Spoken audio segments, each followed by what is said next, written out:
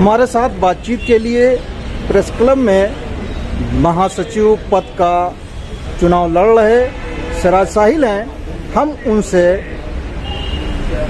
Club के विभिन्न मुद्दों पर बातचीत करेंगे। सिराज साहब, आप जनरल सेक्रेटरी का चुनाव लड़ रहे हैं और आपके सामने जो उम्मीदवार हैं जिनसे आपका मुकाबला है वो हाथी हैं। आप उनके सामने अपने को कहाँ मानते हैं कि आपका मुकाबला किस तरह का होगा?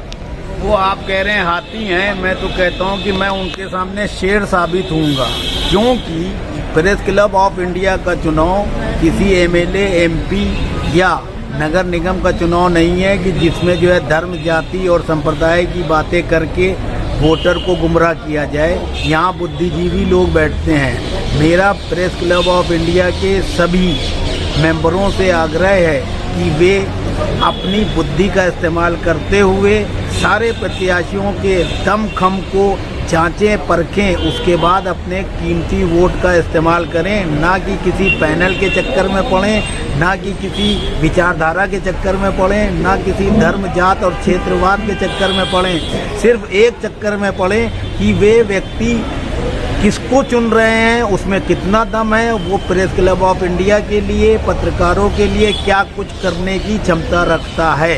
सिराज साहब, आपके लोगों ने, खासकर आपके नेतृत्व में, मुख्य चुनाव अधिकारी के खिलाफ अभियान छेड़ा गया है और ऐसा सुनने में आया है कि आपने चुनाव अधिकारी को पत्र लिखा है और उनका पुतला फूंकने तक की योजना बना रखी है। मैंने जो है चुनाव अधिकारी से ये आग्रह किया है कि चुनाव प्रक्रिया के बीच में जिस तरीके से 2 तारीख को नोटिस संख्या 4 जो है चस्पा की गई है प्रेस क्लब में, वो अनुचित है, भ्रम फैलाने वाली है।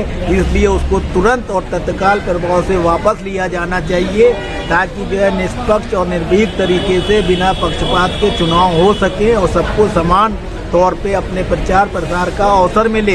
यदि मुख्य चुनाव आयोग इस तरह की बात नहीं करते हैं, अपने डिसीजन पे पुनर्विचार नहीं करते हैं और वो नोटिस वापस नहीं लेते हैं, तो उनके खिलाफ और ज़्यादा अभियान चलाया जाएगा। और जब देश में प्रधानमंत्रियों के पुतले फूके जा सकते हैं तो प्रेस क्लब ऑफ इंडिया के चुनाव अधिकारी का पुतला क्यों नहीं फूका जा सकता है। हम लोग पुतला भी फूकने का काम करेंगे अगर उन्होंने निष्पक्ष चुनाव कराने की प्रक्रिया में किसी तरह का पक्षपात किया।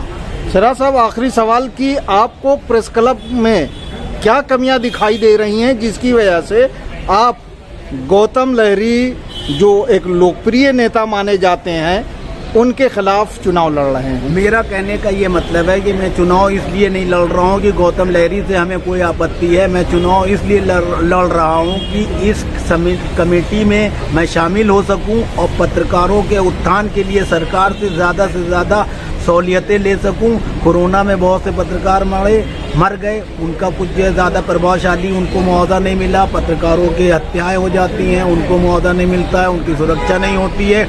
इवन प्रेस क्लब की जो ज़मीन आवंटित हुई है, लहरी साहब और उससे पहले वाली कमेटियां 22 साल में उस ज़मीन तक को नहीं ले पाई। मैं सिर्फ इसलिए चुनाव लड़ रहा हूं कि अगर पत्रकारों का सहयोग मिलेगा तो इस समिति में मैं शामिल होकर अपने दम खम के आधार पर ज़मीन आवंटित कराने में चुनी हुई संपूर्ण समिति की मदद करूंगा, ताकि पत्रकारों के लिए समुचित व्यवस्था हो सके और उनके भव्य भवन का निर्माण किया जा सके। आपसे गुजारिश है कि इस चैनल को सब्सक्राइब करें, लाइक करें, शेयर करें और कमेंट करें।